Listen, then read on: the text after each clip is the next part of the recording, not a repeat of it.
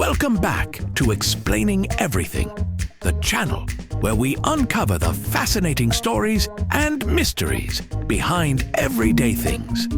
Today's question comes from one of our curious viewers, Zara Shimmer.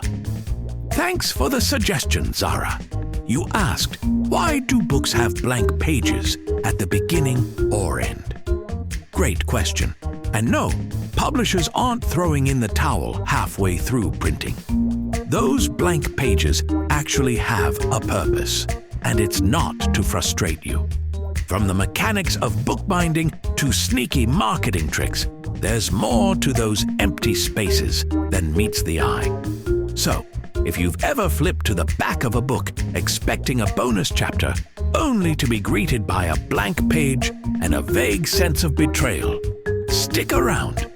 Today, we're turning the spotlight on one of the book world's quirkiest mysteries, right here on Explaining Everything.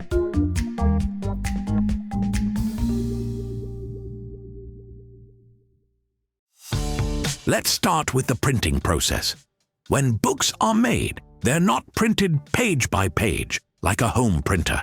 Instead, publishers use something called signatures. Sounds fancy, right? But no, it's not an autograph situation. A signature is a big sheet of paper that gets folded into sections of 8, 16, or 32 pages, depending on the size of the book. Now, here's the kicker. Not every book's content fits perfectly into these neat little bundles. Imagine writing a 23-page essay and realizing your notebook only comes in 32-page increments. What do you do with the extra 9 pages? Well, unless you're adding bonus doodles, they stay blank. Why not just chop them off? Because binding a book requires all the pages to stay together in their original folded format. If you tried to snip off the blanks, the whole book would unravel faster than a poorly told joke at open mic night. Another reason for blank pages: copyright pages and dedication spaces. Have you ever noticed that stuff at the front of a book? The part you probably skip. It's not just there for decoration. These pages are legally important and need to start on specific sides of the paper, usually the right-hand side, known as the recto page. But here's the catch. If the content doesn't line up neatly with the signature's fold, publishers add blank pages to ensure everything stays where it should. Think of it like when you overthink placing a sticker on your laptop and end up with a blank spot because symmetry. Plus, some authors get artsy with their dedication pages. To my cat Whiskers, who inspired this entire 800-page fantasy epic. Meow. Sometimes, that's the only thing on a page. Okay, let's get real. Publishers know you see those blank pages and think, what a waste. But to them, it's an opportunity. A blank page at the end of a book? Perfect for an About the Author section, a sneak peek at another book, or even just a tasteful ad. It's like when a waiter brings you extra fries by accident. You know they're just trying to win you over, and hey, it works. In fact, some books use blank pages for extra value, like journaling prompts, sketch spaces, and maps, because who doesn't love a good fictional geography lesson?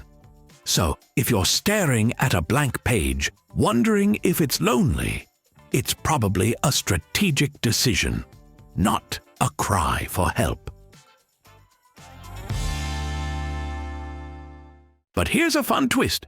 Blank pages can make books more valuable. Seriously. First editions of books with printing quirks, like unexpected blank pages, become collector's items. Imagine this.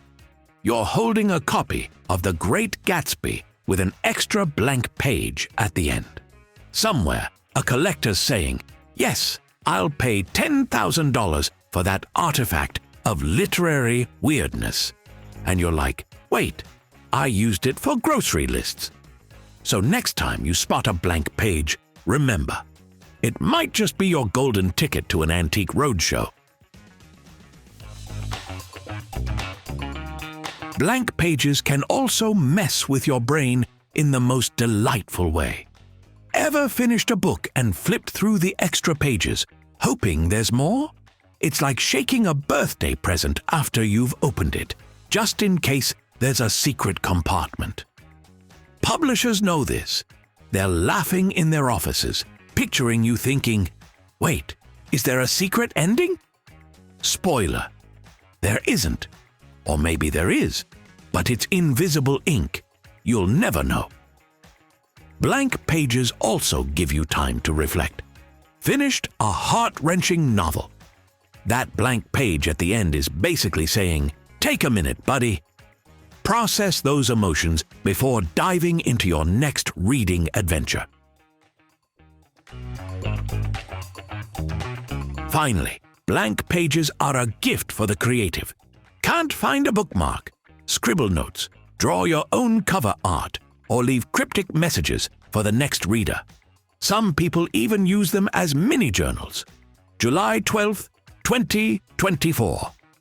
Finished War and Peace. Still confused. Why were there so many characters? Or, if you're feeling mischievous, write something like, turn the page for a surprise, and watch your friend flip through the rest of the book frantically. So, there you have it. Blank pages in books aren't pointless. They're just the quirky side effect of printing logistics, copyright rules, and the occasional publisher's marketing scheme. Next time you see one, don't think of it as wasted space. Think of it as the book's way of saying, hey, we all have blank spots in our lives. It's what you do with them that matters. Deep, right? If this video gave you an idea on what to do with your book's blank pages, don't forget to like and subscribe. Also, if you have suggestions for our next video, feel free to share them in the comments below. We'll be sure to give you an acknowledgement for your contribution. Thank you for tuning in, and join us next time here in the channel that answers all the why, what, who, where, and how questions you've always wondered about. Here on Explaining Everything.